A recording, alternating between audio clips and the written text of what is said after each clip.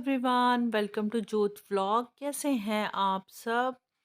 तो जी मैं क्या, हम सब सारी फैमिली हम लोग जा रहे हैं गुरु के लाहौर, और मैं आपको भी साथ में लेके जा रही हूँ ताकि मेरे साथ आप भी दर्शन कर लीजिए।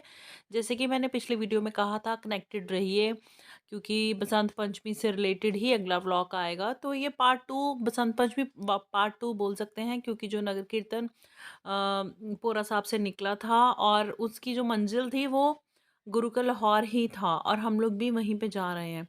मौसम बहुत ही अच्छा है। ये थोड़ा पहाड़ी इलाका लग रहा होगा आपको, क्योंकि ये जो गुरु का लाहौर है ये हिमाचल में ही पड़ता है, बसी गांव है वहाँ पे ये पड़ता है। और सारा दिन इतनी बारिश हुई, लगता नहीं था हम लोग जा पाएंगे, लेकिन जब वो कहते हैं ना, जहाँ चाह वहाँ राह। शाम को मौसम थोड़ा अच्छा हो गया था, बारिश रुक गई थी, तो फिर हमने जाना तो ज़रूर था। तो फिर हमारा प्लान बन गया कि चलो चलते हैं दर्शन करने। लेकिन इतनी कोई हवा थी, इतनी हवा थी ना, मन में ये था कि छुटकियों को लेके कैसे जाएंगे। लेकिन मुझे तो, मैं पता नहीं कहना चाहिए कि नहीं, लेकिन मुझे तो ऐसे हुआ जैसे वाहिगुरु जी खुद लेने आए। वो क्यों, मैं आपको बताऊंगी आगे चल के। कुछ एक्सपीरियंस ऐसे हुए हमारे कि मुझे लगा कि हाँ, वाहिगुरु जी खुद लेने आए थे, क्योंकि मन में चाह था जाने का, मन में इच्छा थी जाने की। तो ये हम लोग रास्ता, ये हिमाचल का बड़ा ही अच्छा सा रास्ता है, बड़े अच्छा अच्छा से व्यूज आते हैं यहाँ पे। खैर मुझे तो पहाड़ वादियाँ बहुत अच्छे लगते हैं, तो मैं हमेशा यही कहती हूँ कि व्यूज़ बड़े अच्छे हैं। तो देखिए अभी हम यहाँ पे हिमाचल में एंटर कर गए हैं। वैसे तो यहाँ पे टोल टैक्स होता है, लेकिन ये जो बसंत पंचमी के 1-2 दिन होते हैं ना, तो वो टोल वगैरह बंद कर देते हैं। ये देखिए। तो मैं आपको बता रही थी कि क्यों मन में था। एक्चुअली जब इतनी संगत आई होती है, और स्पेशली जब बसंत पंचमी होती है ना, तब गाड़ियाँ जो हैं 3-3.5 किलोमीटर पीछे रोक दी जाती हैं, जहाँ पे बसी गांव का बस स्टैंड है जहाँ पे। और मम्मी भी थे हमारे साथ में, चढ़ाई उतराई भी है, पहाड़ी इलाका है। मम्मी भी इतना नहीं चल पाते, और इतनी बारिश हुई थी, इतना कोई कीचड़ था। हम लोग प्रैम वगैरह बच्चों की लेके गए थे कि अगर हमें चल के जाना पड़ा तो बच्चों को उठा के बहुत मुश्किल हो जाएगा चलना। तो हम लोग प्रैम लेके गए थे। लेकिन उन्होंने, हमने जो वहाँ पे पुलिस वाले खड़े थे ना, मुझे कोई उम्मीद तो नहीं थी, मैंने उनको रिक्वेस्ट की गाड़ी में से निकल के कि हमारे साथ ट्विंस बेबी हैं, छोटे बच्चे हैं, और सियाने बुजुर्ग भी हैं, मम्मी भी हैं, वो चल नहीं पाएंगे। और उन्होंने 1 मिनट में हमारे लिए ना रास्ता खोल दिया, सिर्फ हमारी गाड़ी निकली। तो वहाँ पे मेरे को फील हुआ कि नहीं, वाहिगुरु जी हमें खुद लेने आए हैं। मेरे को बड़ी अच्छी सी फीलिंग आई, और हमने शुक्राना किया वाहिगुरु का, और हम आगे चल पड़े। अभी खैर मैं बातें कर रही हूँ आपसे, अभी हम लोग पहुँचे नहीं हैं बसी गाँव ना, मतलब गुरु के लाहौर। और हम जिस टाइम पहुँचे थे ना, हमें नगर कीर्तन के दर्शन भी वहाँ पे हो गए थे। मतलब हम उनके साथ ही, हम नगर कीर्तन के साथ ही हम गुरुद्वारा साहब, जहाँ गुरु साहब के आनंद कारज हुए थे, वहाँ पे पहुँचे थे। तो और भी अच्छी फीलिंग आ रही थी। मतलब ऐसे ऐसे इंसिडेंट्स हुए ना, कि वो फील होने लग गया था कि नहीं, गुरु महाराज खुद आए हैं लेने के लिए। पता नहीं, ये बहुत बड़ी बात है कहने के लिए, लेकिन जो मन में था मैंने कह दिया आपको। तो जी अभी आगे की वीडियो नेचुरल, क्योंकि नगर कीर्तन के दर्शन हो गए थे, आप लोग भी कर लीजिए।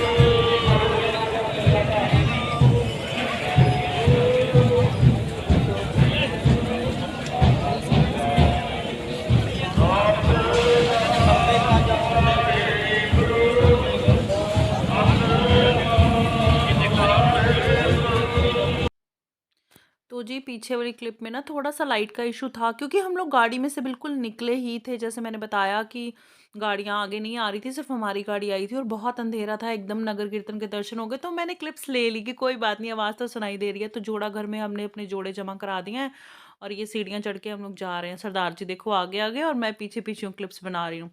ये देखो बच्चे भी पहुँच गए हैं सब ऊपर। ये देखो हवा देखो कितनी ज़्यादा चल रही है, इतनी ज़्यादा हवा थी मतलब गुरुद्वारा साहब हाइट पे है। ये कहो कि सिर चकरा रहा था हवा से, ठंड से ना। और ये देखो चुटकियों को हम सब ने लपेटा हुआ है ब्लैंकेट्स में और अभी हम अंदर के दर्शन करेंगे।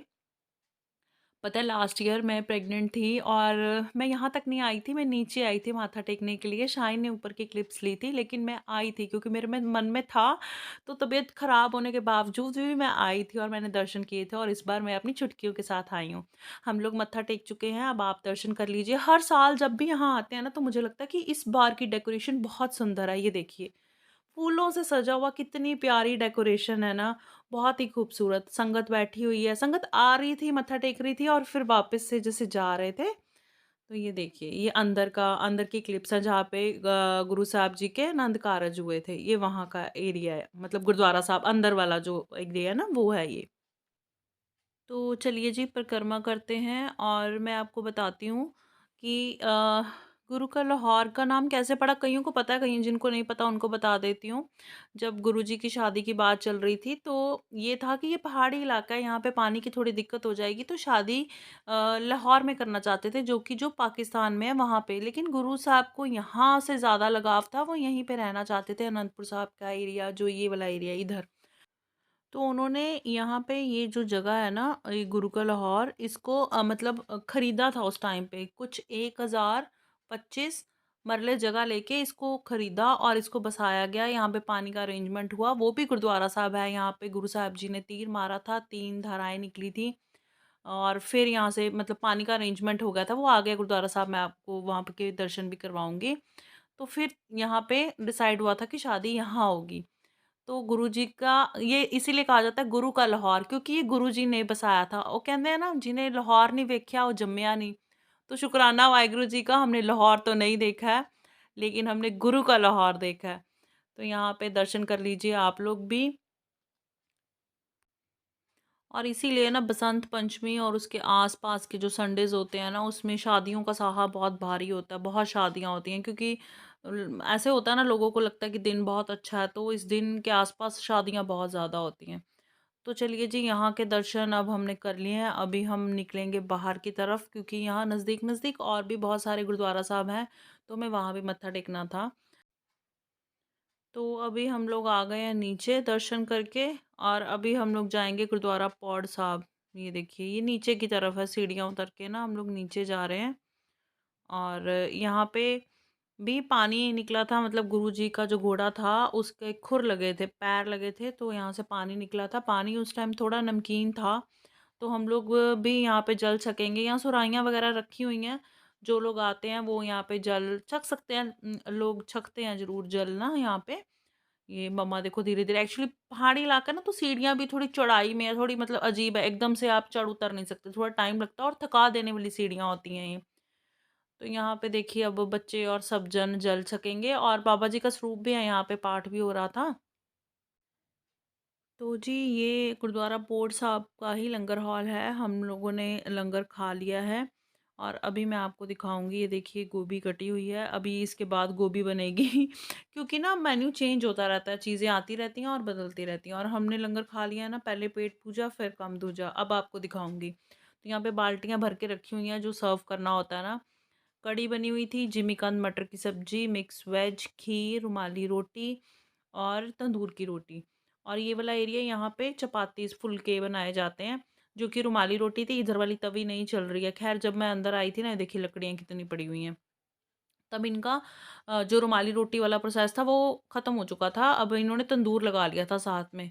तो यहाँ पे देखिए ये ना अभी यहाँ पे बना के लाए हैं रुमाली रोटी और वो अंदर रख रहे हैं और यहीं से सर्विंग होती है, फिर ना डाल के बाहर के लिए दे देते हैं। फर्श गीला है ना, क्योंकि बारिश इतनी हुई थी उस वजह से। ये देखिए यहाँ पे चाय बन रही है, क्योंकि चाय भी साथ के साथ सर्व होती रहती है, इतनी ठंड है। ये बन रही है मिक्स वेज। लाइट का थोड़ा सा इशू था अंदर, शायद आपको क्लैरिटी नहीं लग रही होगी ना इतनी। ये मिक्स वेज बन रही है, देखिए इतने बड़े बड़े कड़ाहों में, देगों में बनती है। और ये सब्जी फ्राई की हुई है मिक्स वेज के लिए, ये धीरे धीरे उस मसाले में मिक्स करते जा रहे हैं। ये है कड़ी, जो कि क्लियर तो नहीं नज़र आ रही है चाय जैसे लग रही है। तो ये भी ना देखिए बाहर सर्व करना है ना, तो उसके लिए ये डाल डाल के दे रहे हैं। तो इसी तरीके से ये देखिए दूध भी पड़ा हुआ है, जो कि दूध भी सर्व हो रहा था, चाय भी जिसको जो चाहिए, जैसे बच्चों के लिए दूध भी चाहिए होता है। और ये मटर ब्लांच करके रखे हुए हैं गर्म पानी में डाल के, ताकि सब्जी जल्दी बन जाए। और ये सुबह बनने थे दही भल्ले, उसके लिए भल्ले फ्राई करके रखे हुए हैं। सुबह की तैयारियां भी करनी थी ना इनको साथ के साथ, तो वो रात भर ये प्रोसेस चलता रहता है। ये पता नहीं कौन सी सब्जी बन रही है, अभी कुछ दिख नहीं रहा, धुआं इतना निकल रहा है, मुझे उस टाइम में भी समझ नहीं आया था कौन सी सब्जी थी। और काम सारा प्रोसेस में होता है, देखिए बाहर संगत जो है वही लगी हुई है सेवा में, ये बर्तन जो लंगर खा रहे हैं उसके बाद जो बर्तन साफ होते हैं, ये साथ के साथ होता रहता काम। और ये वो गुरुद्वारा साहब है, गुरुद्वारा त्रिवेणी साहब, जिसकी मैंने आपसे बात की थी कि पानी निकला था, गुरु साहब जी ने तीर मारा था और यहाँ से 3 धाराएँ निकली थी और पानी यहाँ पे हो गया था फिर गुरु साहब की शादी में कोई दिक्कत नहीं आई थी।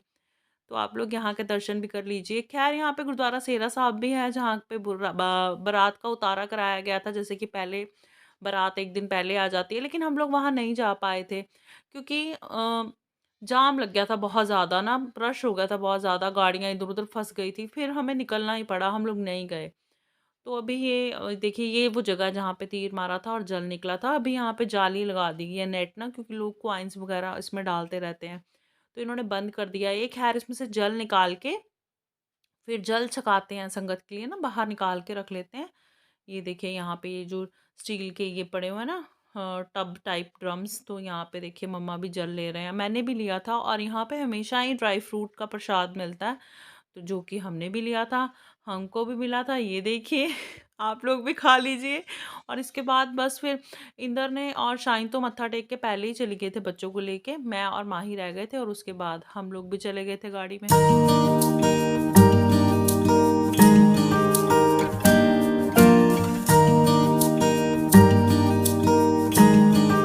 तो जी अब हम जा रहे हैं वापस घर, और गाड़ी हमारी ना जाम में फंस गई है, बहुत स्लो स्लो चल रही है गाड़ी, और मतलब पूरा हाल हुआ पड़ा है कीचड़ से ना, और मेरे जूते गुम गए हैं भाई मैं नंगे पैर हूँ अभी, पता नहीं अब क्या कहूँ। चलो ठीक है जी। और सिफत ने भी बड़ा तंग किया अभी रो रो के, अभी शांत है वो, देखो मेरी गोदी में ना, बाहर बहुत ज़्यादा ठंड है, मेरे को लगता है अब हम सारा साहब जाएंगे। सरदार जी क्या कहते हो? है ना, तंग कर रहे हैं बहुत ज्यादा, एक्सट्रीम हवा है बाहर ना, और बच्चे तंग करने लगे हैं, छुट्टियां इतना भी इन्होंने दर्शन करने दिया, वो भी शुक्र है अभी हमने दर्शन कर लिए। और अभी ना मौसम ऐसा था ना, तो उसकी वजह से बहुत बाहर ना, मतलब हमारे, चलो मैं तो अब नंगे पैर हूँ, मेरे पैरों का तो आप समझ सकते हैं कि क्या हाल हुआ होगा, इतनी बारिश के बाद क्या हुआ होगा मेरे पैरों का हाल। बाकी सबका बुरा हाल है। हाँ वो भी कह रही है थक गए अब घर चलो है ना। तो इसी के साथ इस वीडियो का एंड करती हूँ। Happy Basant Panchami, bye bye, take care.